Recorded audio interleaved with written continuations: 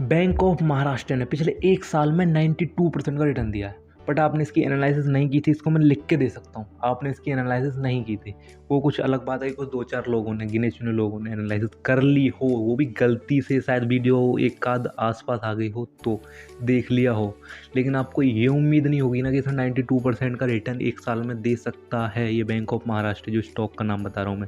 वैसे इसको सर्च करेंगे तो महाबैंक के नाम से आएगा, वो किसी भी ब्रोकर ऐप में, ठीक है?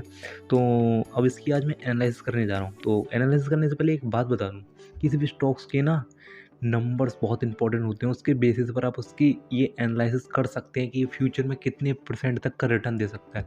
बट आपको इन सब से कुछ लेना देना नहीं है। क्यों? क्योंकि आपको डायरेक्ट कोई भी स्टॉक देखना है, उसमें पैसा लगाना है। लाइफ हो या कोई स्टॉक हो, जाना हमेशा ऊपर ही है। आपको भी ऊपर ही जाना है। सीधी-सी बात बता रहा हूँ मैं। आपने ये सोचा है, क्यों? क्योंकि आपको एनालिसिस करनी ही नहीं है ना। सीधा सिंपल सा आपका फंडा है। कोई बात नहीं, आपने शायद किसी से सुना हो, ये मेरे को ध्यान नहीं है, पता नहीं किसी ने कहा था, ध्यान नहीं है मेरे को। तो वीडियो को शुरू करूँगा बिना टाइम वेस्ट किए। मैंने उसकी एनालिसिस की है। एनालिसिस करने के बाद मैंने एक पेपर पे भी नोट डाउन किया है, तो मैं नीचे देख के बताऊँगा। उसके लिए अभी से सॉरी बोल रहा हूँ, ठीक है? तो वीडियो को शुरू करने जा रहा हूँ। मैं किसी भी स्टॉक का नाम रिकमेंड नहीं करता, किसी भी स्टॉक्स के बारे में ये नहीं कहता कि भाई इसको अब बाय कर लो या कुछ भी करो। आई छोड़ो उस बात को, मैं शुरू करता हूँ बिना टाइम वेस्ट किए। बैंक ऑफ महाराष्ट्र है, मैंने आपको बैंक शेयर का नाम बता दिया। फाइनेंशियल देखा जाए स्ट्रॉन्ग है, वैल्यूएशन देखी जाए अफोर्डेबल है, टेक्निकली देखा जाए तो बुलिश है। और मार्केट कैप की बात करूँ तो 39.12 करोड़ का इसका मार्केट कैप है। और पी रेशियो की बात करूँ 10.34 का है। और डिविडेंड की बात करूँ 2.35% का है। और ROE की बात करूँ ईयर ऑन ईयर तो 18.19% ईयर ऑन ईयर बढ़ा है। और प्रोमोटर्स की बात करूँ तो 86.46% प्रोमोटर्स के पास है, जो कि एक प्रेसिडेंट ऑफ इंडिया के पास है, जो कि एक PSU स्टॉक्स है भाई, ये बैंक ऑफ महाराष्ट्र, ठीक है? जो कि एक PSU स्टॉक्स है और काफ़ी अच्छे रिटर्न भी दिए इस साल PSU बैंक्स ने। और FIs की बात करूँ 0.45% है। और म्यूचुअल फंड्स के पास इसकी शेयर होल्डिंग्स है 0.41%। और वहीं ले लें पब्लिक के पास, यानी कि हम जैसे लोगों के पास ओनली 8.37% है, ठीक है? और अदर्स की बात करें तो 4.3%, बाकी 6 महीने में इसने रिटर्न दिया 62% का। और 1 साल में रिटर्न दिया 92% का, ठीक है? जो कि काफ़ी अच्छे रिटर्न्स दिए इसने, ठीक है? जो कि कहने वाली बात है भाई, रिटर्न अच्छे, इसने रिटर्न काफ़ी अच्छे दिए हैं, ठीक है? चाहे ROE ले लो या ROA ले लो, सब में अच्छे, काफ़ी इसने अच्छा परफॉर्मेंस दिखाया है।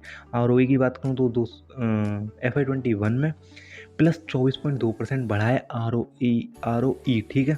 और FY22 की बात करूँ 79% बढ़ा है। FY23 की बात करूँ 97.2% बढ़ा है, ठीक है? ROE। और ROA की बात करूँ FY21 में +26%, FY22 में +69%, FY23 में +98% बढ़ा है। EV टू सेल्स की बात करूँ तो FY21 में 16%, FY22 में +2% और FY23 में 1.3% घटा है। और कासा रेशियो की बात करूँ FY21 में 53.99 का था और FY22 में 57.85 का था और FY23 में 53.38 का था।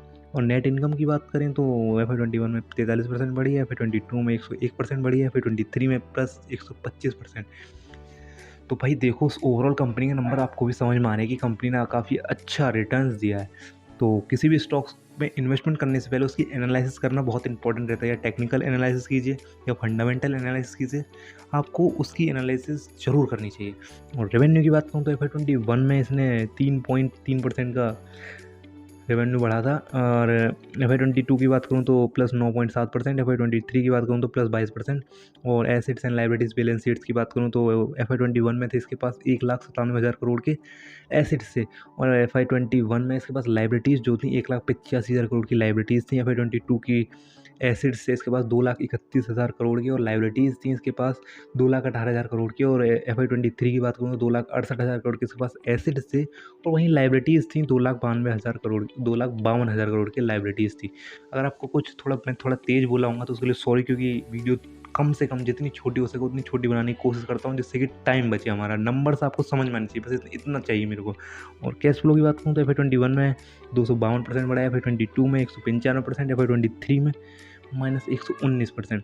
ओवरऑल कंपनी के नंबर मेरे को अच्छे लगे, काफ़ी अच्छे लगे। और PSU स्टॉक्स है, मैं तो ये कहूँगा कि किसी भी स्टॉक्स में इन्वेस्टमेंट करने से पहले 10 से 15 बार उसकी एनालिसिस करो। जब आप किसी फ़ोन को लेने जाते हो उसकी एनालिसिस करते हो, तो भाई इसके बारे में क्यों एनालिसिस नहीं करना चाहते आप लोग? खैर, आपका तो टाइम वेस्ट होता है ना इन सब बातों में। पैसा सबको कमाना है, लेकिन कोई मेहनत करना नहीं चाहता। तो यही बात है भाई। बाकी मिलते हैं अगली वीडियो में। अगर आप हमारे चैनल पर नए तो सब्सक्राइब कर दीजिए। और अगर आपका कोई स्टॉक हो जिसके बारे में आप डिटेल में जानना चाहते हैं तो उसके लिए कमेंट कर दीजिए।